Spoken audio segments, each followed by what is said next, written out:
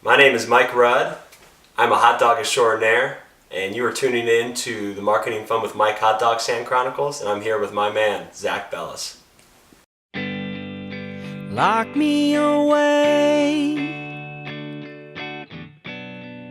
swallow the key and promise to me you'll call when you can. It's not me to say. Ladies and gentlemen, boys and girls, hot dog extraordinaires of all ages, I hope you're feeling good as you tune in today.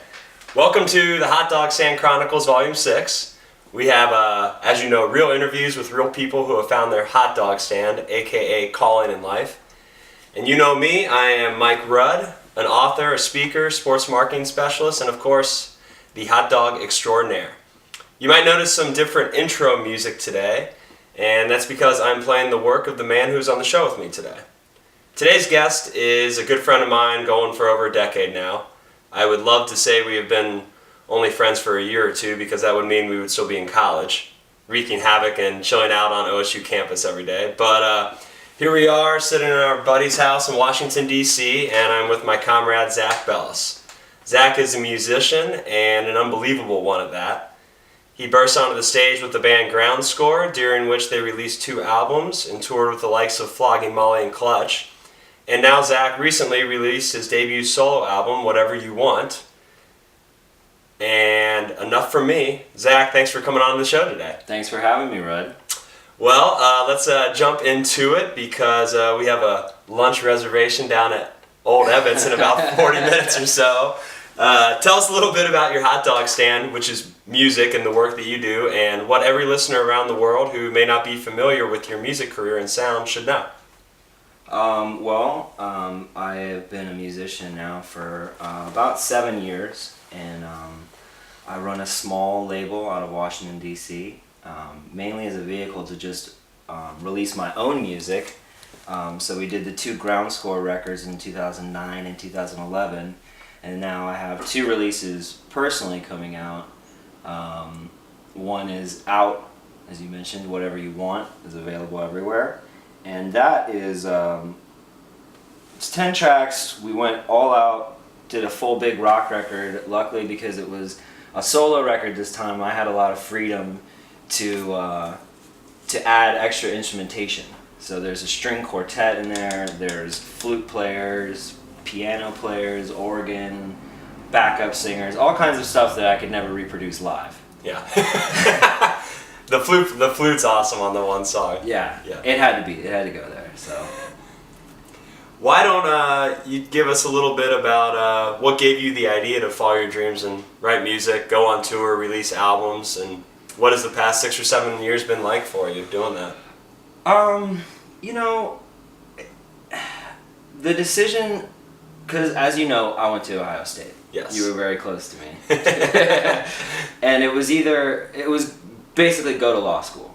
That was the idea. And then, as you also know, I decided not to do that and started playing shows around town. And I don't really know what made me do that, but it's kind of always been what I was into. I've always been into music. Even when I was going to law school, it was to be a music lawyer. So at one point, I decided that I didn't want to be the lawyer. I wanted to make the music. And so now, like, who knows where these songs come from or why I write them, but I literally feel like it's something I have to do. Like, yeah. It's if I didn't do it professionally, I'd still probably write songs. That's when I get up in the morning and I'm writing my blogs or was writing my book, I felt like I had to write. It was almost a release for Something me. had to come out. Yes. Yeah. Pour it out, and without that, my day wasn't able to begin the way I wanted it to Right. start. And it kind of happens naturally. It's not like you have to think like, I'm going to make a record now. Yes. It just kind of, it all kind of evolves. Yeah, absolutely. What did you enjoy most about the process and recording of the debut album? I know, like you said, you had a little bit more freedom. This was a lot of fun. Well, because there weren't any tours planned, the label wasn't breathing down my neck, none of that crap. So like the Ground Score stuff, we had a set amount of time. Here's 20 days, 10 days, make a record. this. Yeah, then we're right out on the road again.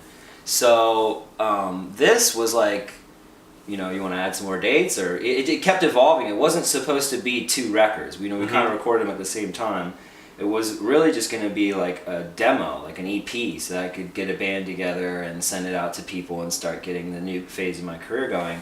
But it kind of just evolved from there, and like I said, we just brought in, we were like, hey, why don't, you know what this song we need is a flute. So let's put a flute So let's in get it. a flute. Yeah. So that was really cool to have that freedom of not like, another thing with the ground score was that we had 3 people in that band, so it was like, we're gonna need to reproduce this sound live. So we really can't go overboard here with, you know, horns and extra instruments, because we're not gonna travel with those people. So this was like literally whatever you want. Yeah. You know. And you had some of the ground score guys on there, and Junior Marvin, correct? Yeah, Junior Marvin from Bob Marley. Yep. Who's now out there doing his solo thing. He's getting that started, putting out records and stuff. Incredible guitar player and a neighbor of mine, and who I actually met through my mechanic. Nice. Yeah. Also, the same mechanic the guy from Lion Eyes has. It's this like little rock and roll mechanic over there in Skyline, Virginia. What is Zach Bellis doing in 5 years on the music scene if you had your wish to let it go the way? Yeah, okay, so in 5 years, you know, my biggest goal, I really want to play on Saturday Night Live. That's just between you and me. Okay, so that's and all the listeners. right now, and everyone out there listening. If anyone does, you can hook it up. But no, that's one of my main goals right now. And I think that when you set a goal like that, it kind of, there's a lot of more implications that go into that. To play on Saturday Night Live means all of these other things have been achieved. Yep. You know? So in 5 years, I'd really love to be, you know, touring full time. Probably have at least another 1 or 2 records out for me personally, and then I'd really like to expand the label, get some really diverse artists on there. You know, not just rock and stuff like that, but you know, all kinds of different acts, and start producing too. And I'd really like to make a 3rd ground score record. Nice. I've been talking to the guy. You hear that? You hear that, Nick and no, Chase? I've been talking to him about it. I'd really like to go make one, but I don't know. That would probably happen After 5 years, exactly 5 years from now. Cool. What advice do you have for any artists out there, or anybody in general who's kind of debating about following their dreams and passion, and what do they need to succeed in life? Oh, I mean, I would definitely say just do it. You know, just do it, and then you'll know whether it's for you or not. I mean, that was the main reason that ground score kind of fell apart, was that we got to the level where it was like, okay, this is the rest of your life. So you're now this opening band for these awesome bands. Next, you get to be the second band, and then after that, you get to be the awesome band. So like, this is what the next 15 years of your life looks like. And I think a lot of the guy, because it's not glamorous on the road. It's not you know, it's rough. There's a lot of tents, a lot of vans, a lot of you know, you're lucky if you're in like a Motel 8 or something. So but for me, I woke up every day excited. I was, you know, stoked to be out there, stoked to be doing it, and you get to play your music for people, and that's really like the biggest thrill that you can do. So I would say, go for it, but don't be surprised if you find out that the business, the lifestyle is not for you. Yes. Everybody loves music. Everybody wants to make music, but to actually live it, to make it a living, is tough. Be ready. Be ready to pour your heart into it, I guess. Yeah, be ready to do it every day. I mean, I don't really see it being too much different than any other business. You know, I feel like if you're gonna go and you're gonna start your own business, that you should be immersed in it. Yep. Yeah, you know, you should live it and you should love your product. So it makes it a lot easier when it's something cool like music. Yes, you know? exactly. Yeah, so you can really feel connected with it. Finally, where can people pick up the new album? Find out if you're coming to their city. I know you're going on a tour with Pasadena, and check out all of your happenings. Okay, so this is gonna be tough for the podcast, but on the video I'll put the tour up. But we got a tour coming out now. Best place to go is www.zachbellismusic. That's ZACHBELLAS music.com. And then it's not the prettiest website yet, we're working on it, but it has all the available links there, iTunes link, Facebook, YouTube, Twitter, all that stuff. So it's really easy to get connected.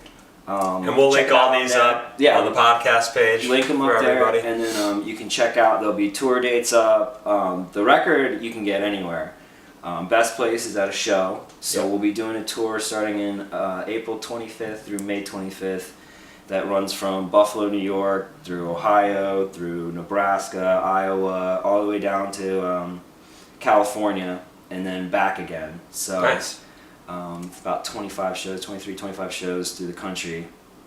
And get the record whatever you want on iTunes, Spotify, wherever Cool. wherever you listen to music. And then the other album, Shoot the Messenger, will be out in spring. Awesome. Thanks for coming on here today, my good friend. Thanks for having me. I appreciate your time. Thank you for sharing your story with all the listeners of the Hot Dog Stand Chronicles.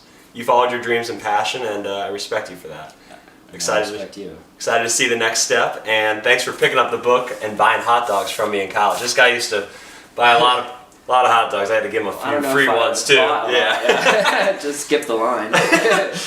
Before we go, Marketing Fun with Mike, lightning round question time. Uh-oh. What was the best 31st surprise birthday gig you ever played at? Hint, she's outside in the other room. Oh, yes. Of course. Your lovely wife, Jill. What's your favorite band to listen to right now? I'm all about the new Clutch record. I'm all about the new... I can't stop listening to Beach House. The new Jack White I think is phenomenal. I think it's really great. I'm trying to think because I did just listen to a couple things that were really good. New Avit's good. New Dave Matthews is pretty good. Strokes. Strokes. I think the last one was better, but I think the new one's pretty good. Yeah, it's pretty good. Yeah. Do you think it's harder selling records or vacuum cleaners like Oh you've man! done in the Oh past? my god! Oh god! It's 50-50. It's a toss-up. Will you make a return to Ohio State and jump in Mirror Lake ever again? Yeah, hell yeah, why not? And the most important question of all, on the hot dog, ketchup or mustard? Mustard. Zach, thank you. All the listeners today, thank you for tuning in to Volume 6 of the Hot Dog Stand Chronicles. Pick up a copy of Zach's album today off of iTunes. Stay tuned to marketingfunwithmike.com for future chronicles. And if you have a story you want to tell, submit it to me. Marketing Fun with Mike Facebook page, tweet me, or email me on the contacts page of my website.